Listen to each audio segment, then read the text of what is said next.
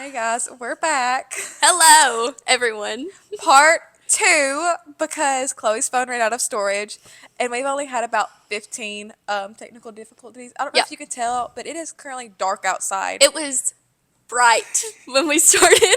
We have been doing this thing for 2 hours and we have had 20 minutes of Oh, video footage. a So, dog getting her ball, you know. yes, But it's it's real, it's raw, it's fine. it's okay. We're just gonna roll But, with the punches. yeah. But picking up off where Chloe kind of let off, Yeah, she was talking about, I think it was what your mom trying to give you advice and try to say things. not listening to her. Yes, and I feel that a lot because I know that I grew up kind of saying this, and I think my mom grew up saying this to JoJo too. But it's just like, you're my mom. You have to say these things. You have to give me that validation. Even though they really don't. It's just like, you have to tell me I'm the most beautiful girl in the Yeah, world. You have to tell me that I'm so smart. You have to tell me these types of things. right.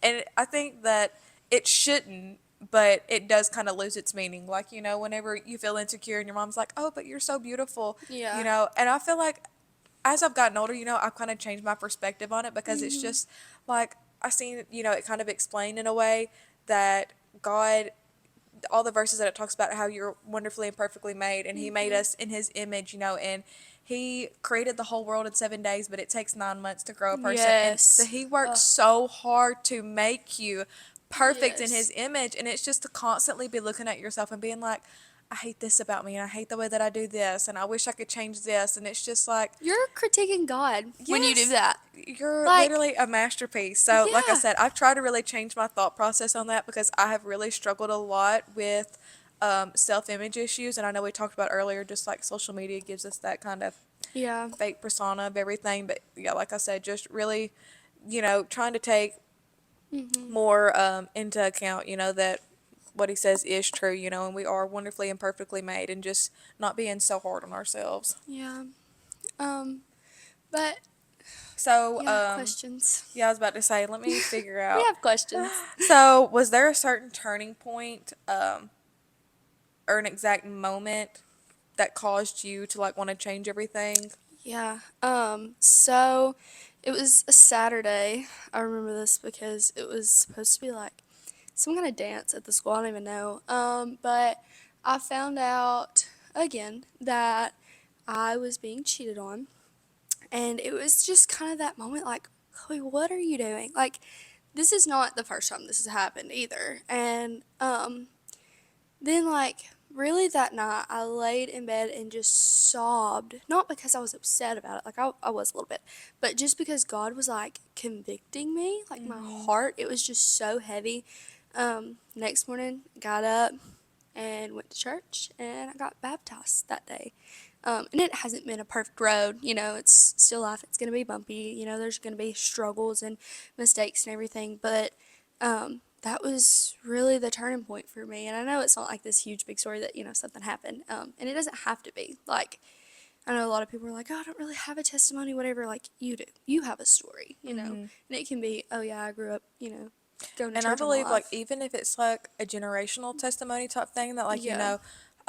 my grandmother came from this, and it's caused me to be like this. Like, I love listening to podcasts, like we said in our last one, Right. and I really love the Unashamed podcast, and that's like the men Yes. from the Duck Dynasty, and I really love listening to that, and just seeing that it's just like, the grandkids that came from him, they didn't live in the life where Phil Robertson, those of you that didn't know, he struggled with being an alcoholic, and wasn't living a Christian lifestyle and was out partying and doing, things that he shouldn't be.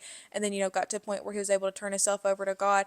And, you know, the kids, like the grandkids, have been able to live almost like a lighthouse testimony, and Mhm. like be able to live in the blessings of that.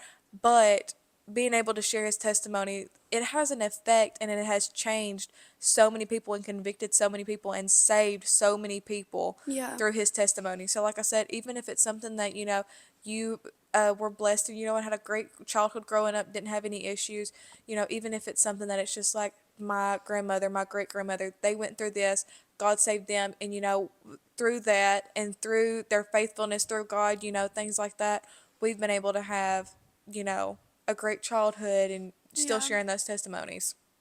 Yeah. And while we're at it, do you want to go ahead and kind of tell yours? Yes, I might as well because we've already had so many difficulties, and we was gonna go ahead and just film it on its own, but like I said, it's already like 8 o'clock, and we're both greenies and need to This get is in our bed. bedtime, actually. Yes, we've been sitting here yawning, and I'm just trying to stay awake and just not rush through it now because, like I said, I'm exhausted, and Yeah, my dogs are having a fit because it's their supper time. mine So too. yes. So, for starters, I was raised by teen parents.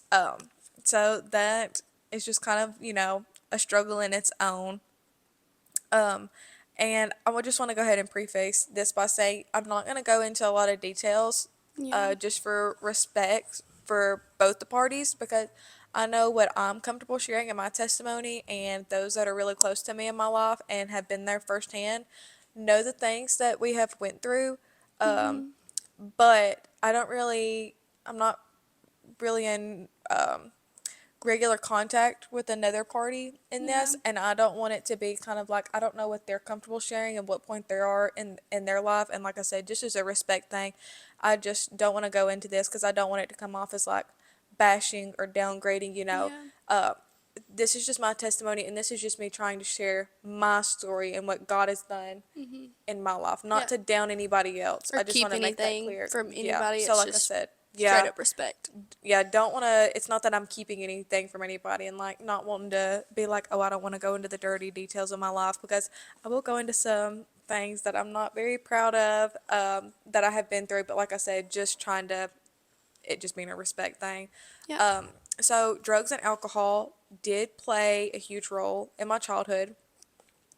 Um, it was just kind of, it made things very chaotic, and it was hard because, you know, by the time I was 4 years old, I was having to grow up and I had to be second mama of the house. And growing up, I didn't really have any friends. I had, one or two close friends, and I had people that I called friends. And, during high school, I made a couple of girlfriends, that I still consider like really close to me and like Mhm. sisters.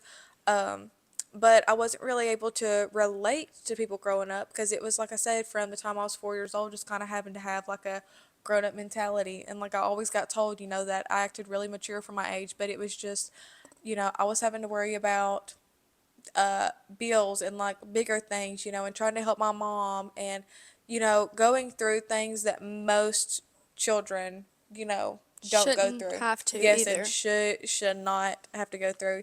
But to me, it was just kind of a normal thing.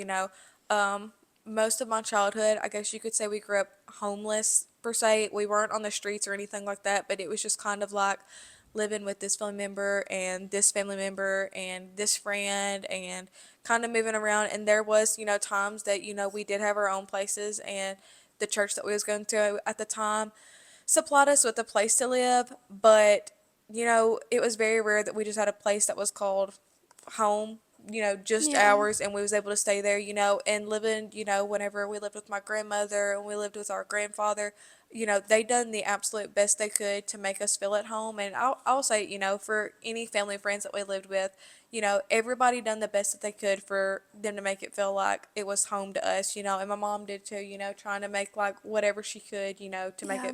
to make it feel, as homey as possible. Um, but with that being said, I constantly kind of found myself seeking and craving attention from males to fill that void from my biological father because, we did not have the best relationship growing up. Mhm. And I'm just kind of leave that there, not really go Yeah. into a whole lot of details on that. It just wasn't really the best relationship. So I constantly was, trying to fill that void, and not in healthy ways at all. It was just like craving that attention, of just, like I said, just that void, trying to feel like that. I had so many of these issues that it was just like if I could get, a healthy male attention, it would fill that void. But that's the thing, the things that I was doing and the way I was portraying myself, I was not attracting The the right right people. company. Yes, I was definitely not. I started dabbling in some drugs and alcohol This was after I moved out and I was on my own. And I know that's probably a shock to a lot of people because I done a great job at hiding Yeah. it. And it wasn't until, I was really kind of ready to turn my life over that I kind of fessed it up to my mom and my dad. And there was a few people in my life, that was able to see the changes that was going on in my life.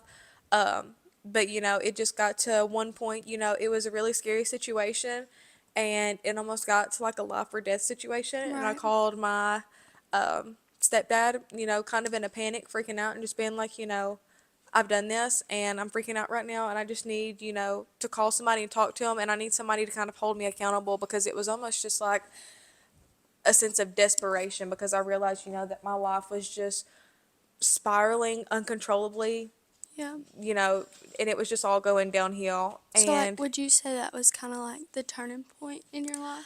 absolutely, because it was from that point that like everything that I had, like I disposed of, like all of my Right. alcohol, I poured down the drain, and it was a long time after that before I would even like socially drink. Mhm. Um, of course, I was underage drinking during all this, and I do not condone that at all. But No. like I said, it was just, it was a long time, like after I turned 21, before I would even kind of socially drink because it was just that fear of Mhm. spiraling. And, I do have family history on, my biological father's side of the family. There is people that do struggle with those things, and it is a real issue for them. And that's, I believe that some of those things can be kind of like genetic, and I just never wanted to end up, like that. So like I said, I had that fear after things started going, spiraling out of control, and I got in dangerous situations. I was just kind of like, trying to avoid it at Yeah. all costs. Um, I started realizing, the way I dressed, the way I was acting, the things I was doing, like that's why I was not attracting, like the right people in my life. Yeah. It was just attracting evil. And I finally just realized, and came to a point where it was just, I had to give it up and give it to God because I was like, God, I've been trying it my way. My way's not working. Like I just have to give it up to you. I have to try it your way. Your way's got to be better than mine because what I'm doing is just not working. It's not getting me anywhere in life. Um, and, like I said, something's got to change. I eventually just hit my breaking point. I turned my life over and realized that God, my Heavenly Father, was more than capable of filling that void. He is a gracious and loving Father. He held his arms wide open, ready to welcome me home, even after the sinful life I was living. And he's a father, that's never going to leave me. He's never going to abandon me. He's always somebody that I can depend on. Right. Um, and, one thing that I really struggled with growing up is, at one point, I think I was like 10, our house burned down and we lost everything we had. Well, like we had, like a backpack full of clothes Mhm. because we were staying with someone else at the time. But like I said, it was everything that we had, we lost. And I really struggled for a long time because it's just like I couldn't understand, like God, why do you let these things happen to me? Like, we're young, innocent children at this point. Like, why are you letting our home be destroyed? Why are you letting us have Yeah. to start over from nothing? Like, why can't we just have this peaceful lifestyle? Whenever I would go over to friends' houses for sleepovers, it would just be a breath of fresh air because it's just like there's, a mom and a dad in the house and it's peaceful and there's not chaos, Yeah. and we're able to have that stability. So it was almost like when I would go over there, I would just never want to go back home.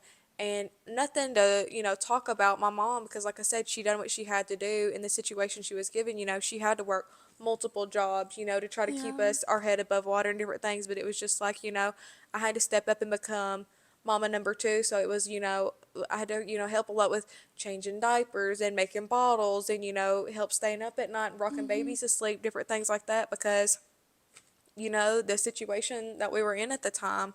And I finally got to a point that I realized he let me go through those bad times and through those dark times to be able to share the goodness of God and to share Yes. that God is the only one that can get you out of those situations wherein you're in the darkest of dark times, that he's the only one that can save you, And I think God was finally, to a point whenever I got in my teenage years and like I said, dabbling in drugs and alcohol, that he had tried to help me throughout my whole life and being like, just turn your life over to me, surrender to me. There's a Oh, there's a fly. fly, yes. Surrender your life to me. Uh, but it got to the point where God was like, okay, she's so stubborn that she is not going to listen to me. Yeah. So we're going to have to let her get to her lowest point. We're going to have to Rock absolutely, bottom.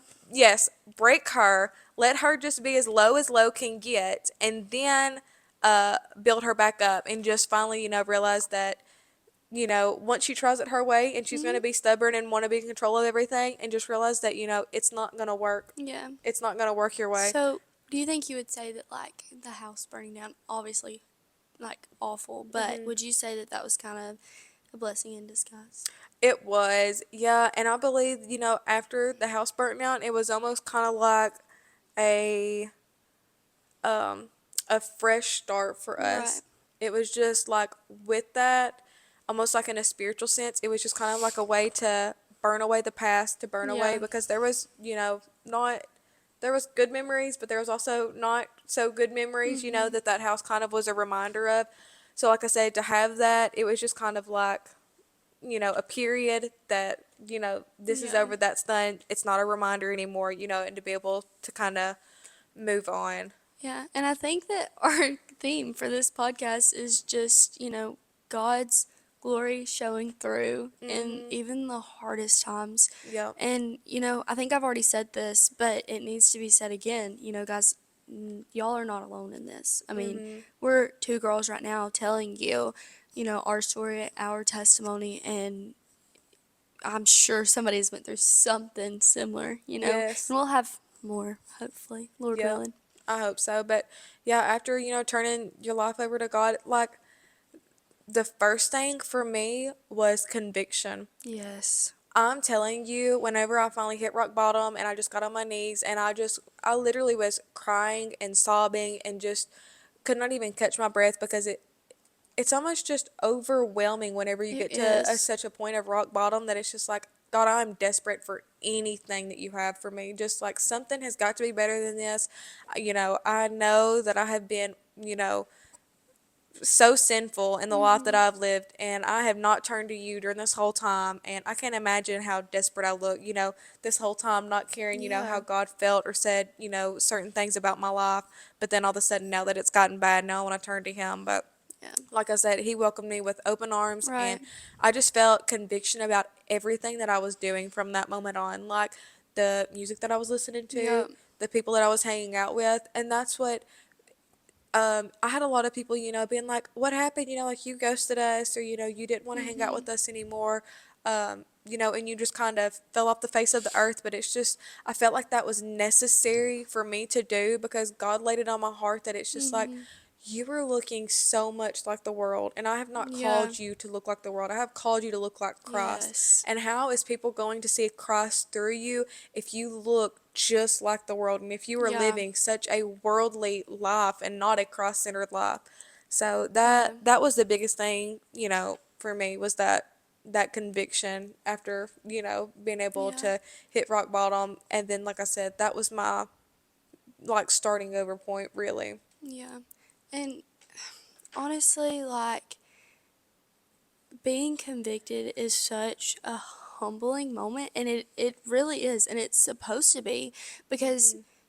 I know for me, and I think Grace would say this too, that we tried everything, y'all. Like, I, And I thought that I had felt yeah, conviction before, mm, and I mm, haven't until I hit rock bottom. And, something that Chloe said earlier, growing up in different churches that we went to, like I said, I don't think it was an intentional thing, right, but there wasn't those people in our lives that was just very blunt yeah, and could be very honest, open, and like I said, Blake and I do some work with our youth group at the church that we go to now, and I try to be as honest as I can with those yeah, girls. Everybody in the youth group that would want to listen, but specifically the girls, because it's just like I know what it was like to be going through these struggles and to mhm, be going through, premarital sex and different things like yeah, that, and just struggling with that guilt. And it mhm, was just because I felt like I had nobody that I could talk to yeah. about it. And when you're literally praying that somebody would just know, it's y'all, that is like the worst feeling of just that Hmm. guilt. But like being being convicted, y'all, that ev- everybody needs it. Everybody Yes. needs that, humbling moment where you've turned everything and it just opened your eyes that God is truly the only thing. God is eternal. That life after you die, that is eternal. And Hmm. it's like it Is the just things I'm doing like really yes, worth sacrificing that? The eternity. way that I'm dressing, the way that I'm presenting myself, the partying, drinking all the time, Yeah. doing drugs, whatever it might be, is it really worth having to give up eternity in heaven? And it wasn't. And No. that's what it, really just came down to. It was just like, something's got to change. Yeah. Yep. But I think I have rambled on enough. I don't know about Yeah. you. I'm about chatterboxed out. Me too. And also y'all, we're so tired. Yes, it's um like I promise I'm hoping it'll get more organized as this goes on. It's just been one thing after the next. It probably won't. Who No, knows? this is And like a real and raw. Like this is just how yeah, we are. If you know us, you know that we're chaotic, yeah. honestly. So Um, now that we've shared our testimonies, I think we're gonna, yeah. start doing like a few topic podcasts. One thing being, I think this might be our next. I'm not for certain yet, Mhm. but it will be up there. Just how we still kind of combat, whatever that word is, those daily struggles, how we get through those. Yes, yeah. Because we still do. Guys, it's not perfect after you give your life to Jesus. It's not. The No. enemy, Satan, is still trying to get you. Tell him no. Say bye. See ya. We don't Yeah. want you. And I feel like that's something that needs to like have light shed on Mm-hmm. is It don't need to be in the dark. yeah, it's I know that I kind of had it, you know, my understanding was like, okay, I get baptized and I turn my life over to Christ and everything is rainbows and sunshine. And that is Yep. not it at all. If No. anything, um, since I have really, I would say like in this last year, this is the closest that I've ever been to God. Yeah, me too. Like, even after I turned my life over, like, yes, I started living, as good as I could, doing things better. But like I said, just in this last year, I've really started, turning my life over to God, drawing close to Him, surrendering certain things in my life. Um, and with that being said, just the amount of spiritual warfare that comes with that. Yeah. And, like I said, that, and it's funny because that's what our preacher's actually preaching on right now. But like I said, just Mm-hmm. being able to know how to fight those battles and how to Mm-hmm. go about it and, who to turn to during those times. Yeah. And I think Um. Chloe has got a verse for us to close on today. Um, I think I already kind of talked about my verse. Did you have a verse? Mine was James 1. Oh, you can read it still. It's We good. can we can both read. How about that? Yep. Just get some extra Jesus cuz we didn't really like fully read in the last one. Trying to think where I want to start. Okay, so this is just kind of your faith being tested. James 1 3, and I'll let you know where I stop whenever I feel like I should stop. For you know that when your faith is tested, your endurance has a chance to grow. So let it grow, for when your endurance is fully developed, you will be perfect and complete, needing nothing. If you need wisdom, ask our generous God, and He will give it to you. He will not rebuke you for asking, but when you ask Him, be sure that your faith is in God alone. Do not waver, for a person with divided loyalty is as unsettled as a wave of the sea that is blown and tossed by the wind. Such people should not expect to receive anything from the Lord. Their loyalty is divided between God and the world, and they are unstable in everything that they do. I stopped at verse 8. So you got 6 verses from me. Yes, and mine is in Isaiah 40. It's going to be 29 through 31. He gives power to the weak and strength to the powerless. Even youths will become weak and tired, and young men will fall in exhaustion. But those who trust in the Lord will find new strength. They will soar high on wings like eagles. They will run and not grow weary. They will walk and not faint. I So think there's that's y'all's good. verses to last y'all. Until next time, who knows if we'll post in 2 days or 2 weeks. It We'll just see. depends. Like I said, we have been on the struggle bus lately, but Yes. we're hoping to get better and to be able to post more Yeah. frequently. It's And just yeah. And guys, just please continue to pray for us. Please, we need it all. Yes, and if y'all have anything that y'all need to pray about, guys, just y'all can DM us Yep. if you want it private. And If we not, appreciate all just comment. the love, support, and Yes. encouragement that we've Oh got. my. I can't tell you how many Yes. people have stopped me at the Walmart It is and at been like, the Walmart. The Walmart. the Love it. Walmart, and be like, we love the podcast. When are you going to Yes. post another one? And it makes me so bashful because I'm like, I just like to pretend that we filmed this and it doesn't get posted anywhere. So then when other people see it, I'm like, I forget that like other That people. wasn't me.